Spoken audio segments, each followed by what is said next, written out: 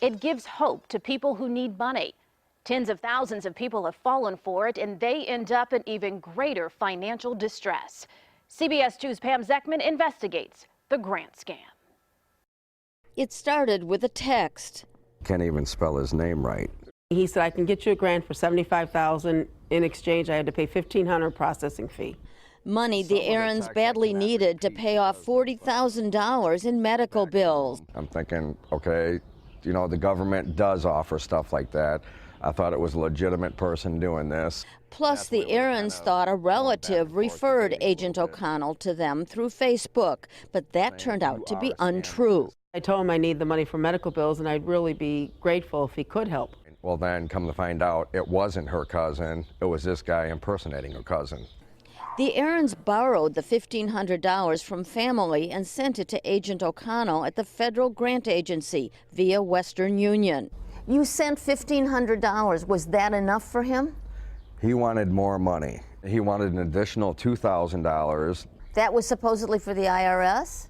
Supposedly. Then he went down to $1,500. Then he went down to $500. The Aarons never received a grant and texted the agent that they wanted their money back, but he replied, no way to get your money back. I think it's disgusting that he preys on vulnerable people. And I wonder how many other people he did this to. We're seeing tens of thousands of complaints about bogus calls offering people government grants. Is there such a thing as a federal grant association or bureau or agency? There is not.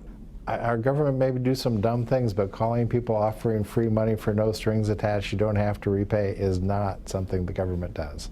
There are legitimate government grants available, like those found on grants.gov website, but the application process is very detailed. The government never offers grants by phone call or text. The Aarons say the scammer continues to text them to this day in hopes of getting more money. If I would have known where the guy was, I would have confronted him saying, hey, you know what, we're on limited money. Why do you do this to people like us?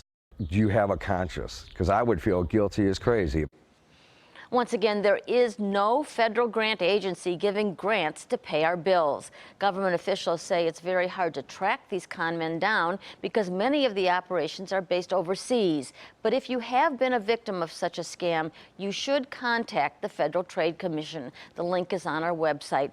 And Rob and Erica, they have been able to make some cases. Tell us about them being lured in by somebody they think is a relative. You touched upon that a little bit. They took on the identifiers of a relative that they got on Facebook, and apparently were able to fake being the relative recommending this person giving the grant, and they didn't call the relative, or the relative would have told them, no way, I didn't have anything to do with this. And it's so unfortunate for this couple. Thank you, Pam.